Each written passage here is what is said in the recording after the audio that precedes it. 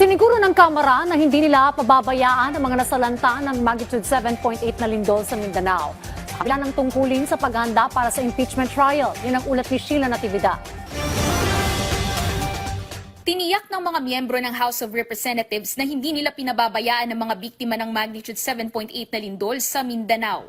Personal na nagtungo sa General Santos City si House Speaker Faustino Bojedi III para mag-inspeksyon at magpaabot ng tulong sa mga apektadong komunidad.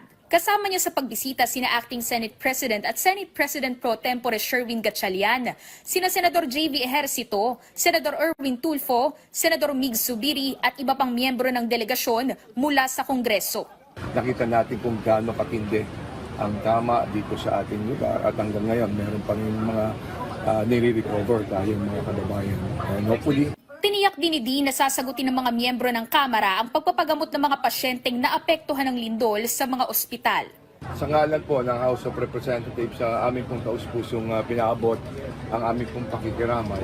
Nandito kami para matiyak na katulad ng sabi po namin sa lahat ng mga ospital na kakailangan na related po sa earthquake ay titiyakin natin na zero balance yung ating mga kababayan na nasa loob ng mga ospital.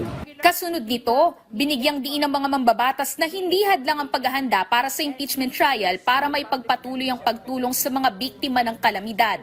Ayon kay Akbayan Party List Representative Chel Jokno, nananatiling tungkulin ng Kongreso na tumugon sa mga pangangailangan ng mga nasalanta.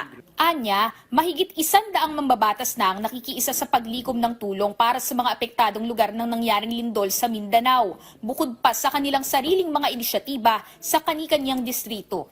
Kahit na nasa gitna na kami ng paghahanda sa impeachment trial, hindi nalalayo sa aming kaisipan at kalooban ang mga nangyari at mga nasalanta ng lindol sa Mindanao.